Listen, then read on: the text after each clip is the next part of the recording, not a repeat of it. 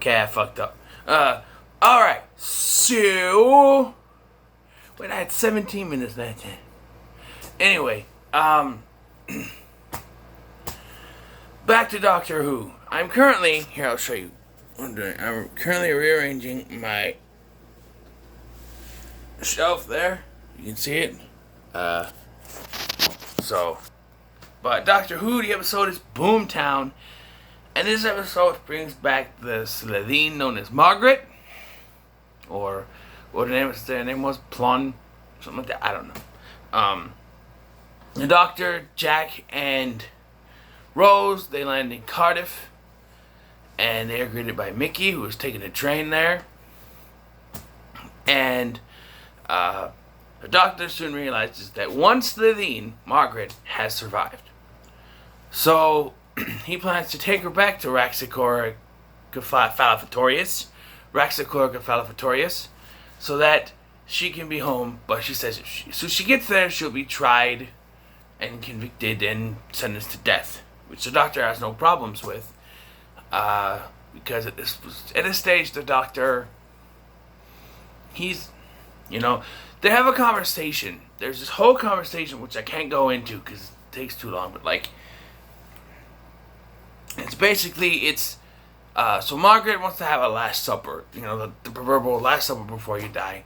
And so she and the Doctor go to a restaurant, and she tries to poison him with this drink, but he doesn't drink it, and she tries to use the poison dart.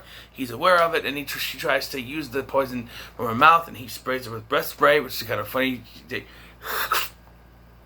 That's what she does. She's like, it's kind of funny. I just want to point out that Christopher Eccleston's portrayal of the Doctor, the Ninth Doctor, is overlooked. People need to look back at this because he was a great Doctor. For all the bad things that may have behind the scenes, for all the disdain he might have for the show, whatever, he was a great Doctor. There's a mention of Bad Wolf, because that's what it's a Welsh version, but Margaret calls it Blaig Derf or something like that, or Blade Derg, something like that. I don't speak Welsh, I'm sorry. And it translates to Bad Wolf, and he makes a remark about how he's been following them, and then immediately after that throws it off as a joke. But I think he did that to ease Rose or something. Also, Rose and Mickey, I love you, but shut the hell up. Okay, so there's this whole blow up. He and Rose are hanging out because they got okay. So they have to set the course to Raxacoric Falafatorius, right, to send Margaret back, but they have to wait 24 hours, I think, before they can go. So that's why she gets her last supper, and Jack is in the TARDIS by himself, and Mickey and Rose are gonna get a hotel. But then he spills the beans that he's been seeing someone else. I can't remember her name, but and then they start kind of arguing back and forth about it, and then something happens. There's some weird explosion or something. She runs back to the TARDIS. And Mickey yells, "Oh, it's the Doctor again! It's always the Doctor! You're always running!" I'm like, Mickey, now was not the time! There could be an explosion! And you're bitching about her running away! This is not the time! There could be an explosion! People could die! Your whiny bitchy needs are not necessary right now. Okay? I'm just saying. Turns out that Margaret had triggered this extrapolator they're using to get to Raxacoric Falafatorius. I'm getting better at that. And it's going to explode. Her plan was to blow up this nuclear power plant 1,000-fold, destroying the whole planet, and she would ride out safely.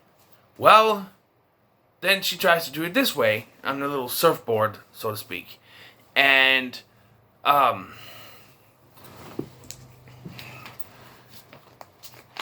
then, because she's trying to use the TARDIS to do it, it rips open, and the heart of the TARDIS can be seen, and it speaks to her. And it turns her back into an egg. because the doctor reveals to Margaret that TARDIS is alive. I think this is the first instance that we get of this in the revival series, that the TARDIS is alive. There's a heart and everything. She's turned back into an egg.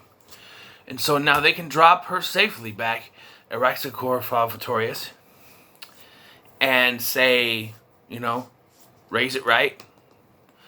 But Rose is still convinced that it could, that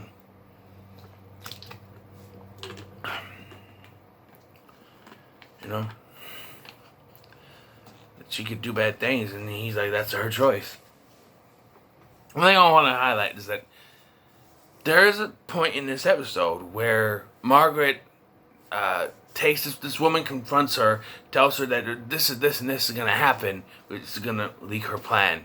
And so she takes her to the woman's room, and she takes off her little suit thing when she's in the bathroom. And then she starts talking to the woman, and the woman believes... First of all, she says she has a boyfriend. And Margaret's like, oh, when's the wedding? I'm like, wedding? She says it was a boyfriend. And then she puts out a wedding date. I'm like, oh, well, that would be a fiancé then, not a boyfriend. But okay.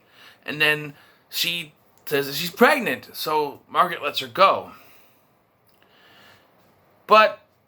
And she even says to the doctor during the dinner that she's changed. And she talks about what happened.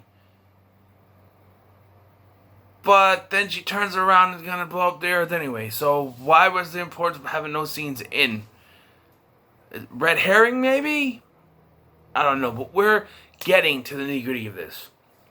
Mentioning Bad Wolf, even if it was for a little bit of a joke or a relief, whatever, after setting up some things. We get into the finale now. As we are... Jack didn't do a whole lot in this episode other than be sort of a rival to Mickey for Rose's affections.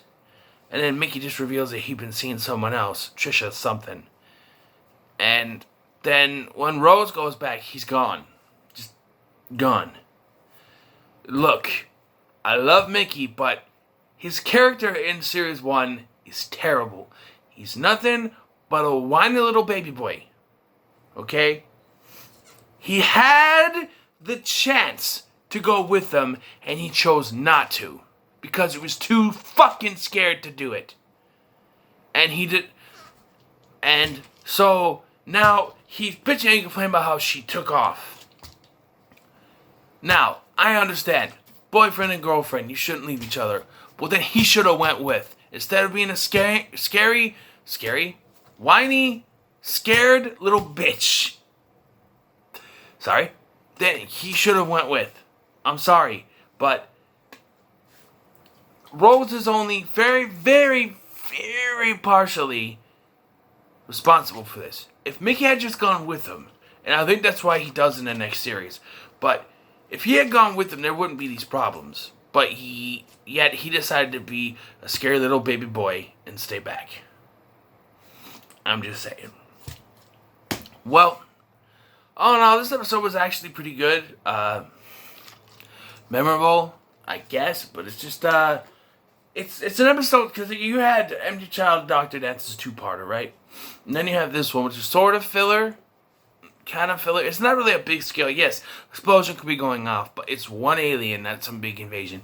Now we got a two-parter, Bad Wolf and the Parting of the Ways. And we're going to finish off this series, finally. Hopefully I can get it done today, so... Let me know your thoughts on this episode in the comments below. Make sure to like, share, and subscribe. Thank you for watching. I've been Scotty. See you in the next one.